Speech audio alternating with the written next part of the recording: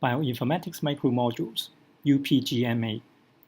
In this module, we describe a distance-based phylogenetic tree reconstruction method called UPGMA. Recall that in the previous modules, we described the sequence-based methods maximum parsimony and maximum likelihood.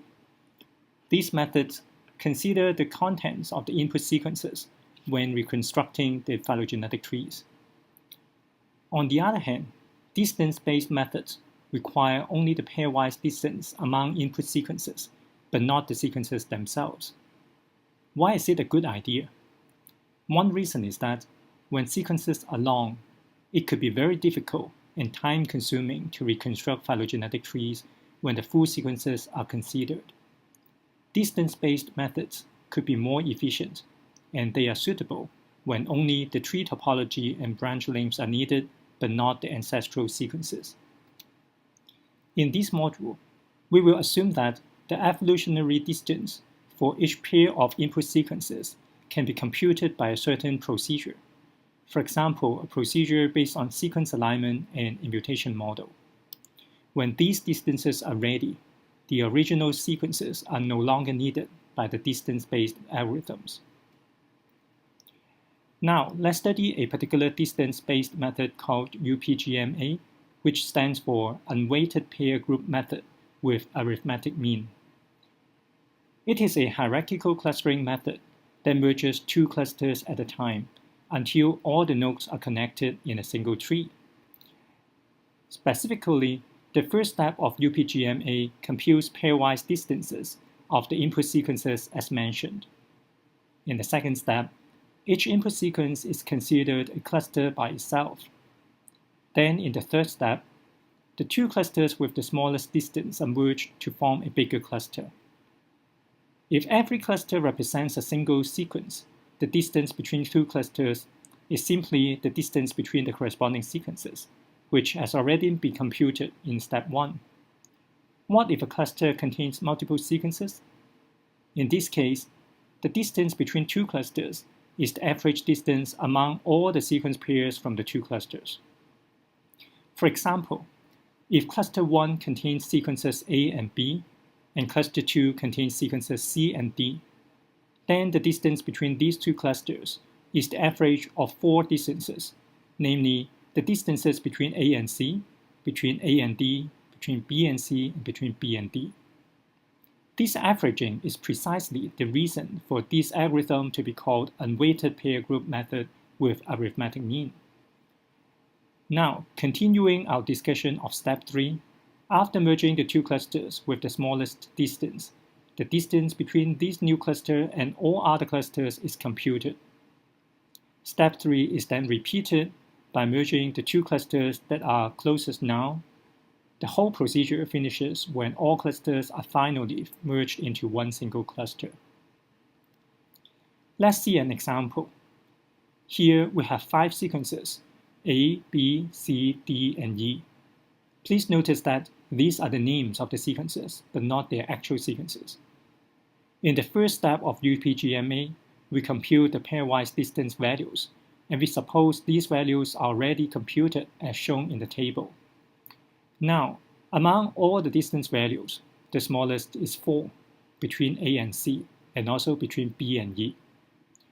The UPGMA algorithm does not state explicitly how ties should be broken, so let's just arbitrarily pick A and C and merge them. Now, we have 4 clusters left, and the distance matrix is updated.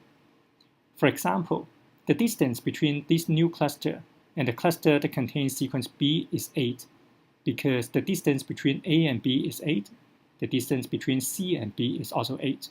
The average of these two distances is of course 8. In this example, we have designed distance values such that all these calculations are easy. Later, we will see other examples with more variations. To represent that A and C are merged into a cluster, we connect them to the same ancestral node. Notice that we have assigned a length of 2 to the branch that connects A to this ancestral node, as well as the branch that connects C to this ancestral node.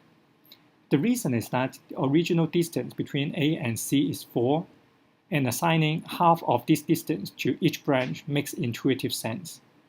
We will come back to this branch length issue later. Now, among all the distance values, the smallest is 4 between sequences B and E. Therefore, we merge these two clusters and update the distance matrix as before. If we continue with this procedure, the next step is to merge the AC cluster with D, and finally merging the two remaining clusters.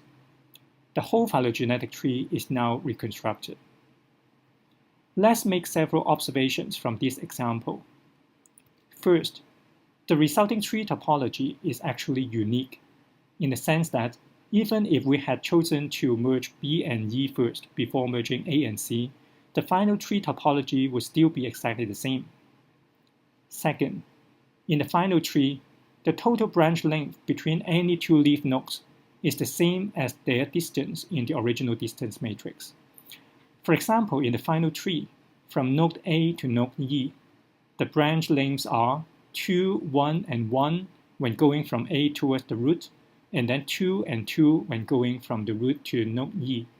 Summing all these branch lengths, the total is 8, which is the same as the distance between A and E in the original distance matrix.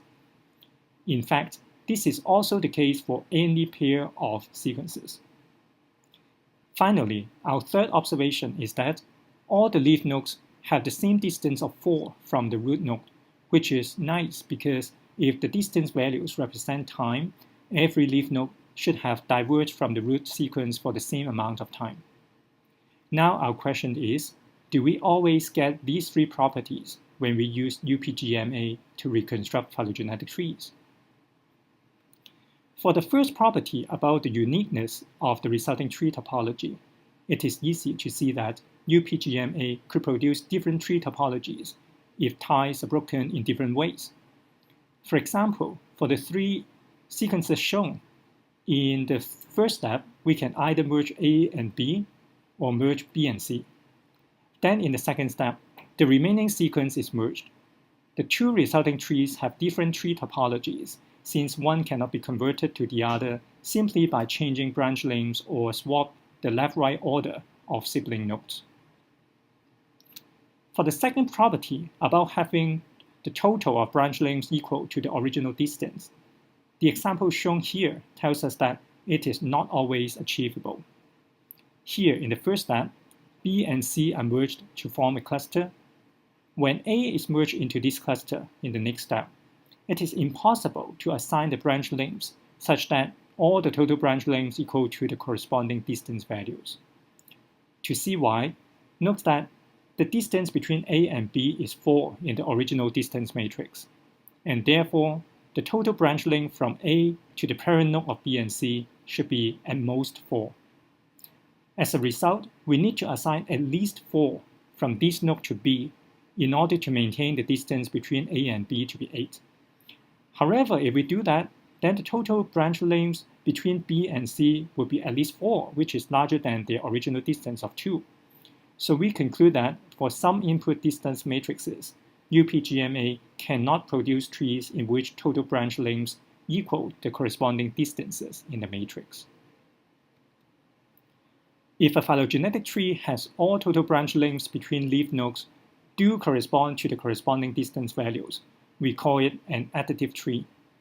Now we want to study some properties of the input distance matrix that helps determine whether an additive tree can be formed or not.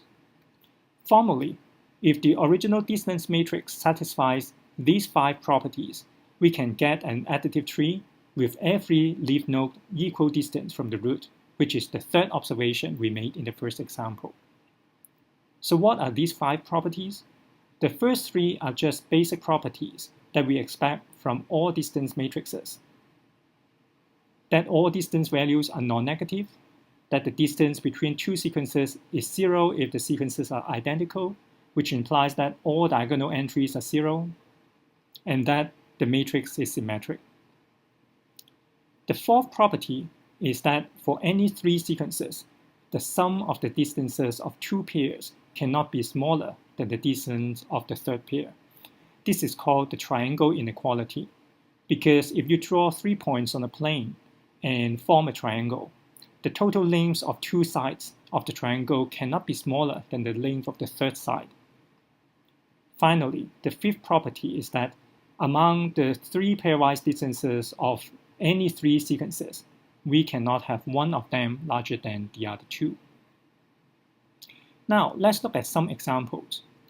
For the first distance matrix we studied in this module, all values are non-negative, all diagonal entries are 0, and the matrix is symmetric.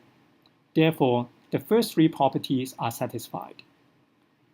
In addition, since the non-diagonal entries only take values 4, 6, and 8, and even taking the sum of two smallest values of 4 is already as large as the largest value of 8, triangle inequality is satisfied for all combinations of the three sequences. Finally, if we check the matrix carefully, we see that property 5 is also satisfied. Therefore, in this case, all 5 properties are satisfied, and no wonder we could form an additive tree with all leaf nodes having the same total branch length from the root. For the second example we studied before, the first 4 properties are satisfied. However, the fifth property is violated since the distance between A and C, which is 6, is larger than the other two distance values. Finally, for the third example we saw before, even the triangle inequality is violated, since 2 plus 4 is smaller than 8. Before we end this module, the last topic we want to study is how we can determine the branch lengths when an additive tree is possible. Let's revisit our second example. In the final tree, we have 4 branch lengths to assign, namely the branches between A and X, B and X, C and Y, and X and Y. Based on the non-diagonal entries in the original distance matrix, we can form 3 linear equations. We know from linear algebra that with 4 variables and 3 equations, we do not have a unique solution. However, suppose we don't care about the exact location of the root as long as its child nodes are X and C. We can treat the sum of the CY and XY branch lengths as a single variable. Then, with exactly 3 variables and 3 linear equations, we can use any standard method to solve it, such as Gaussian elimination. In this example, we do have a solution, and therefore an additive tree can be formed.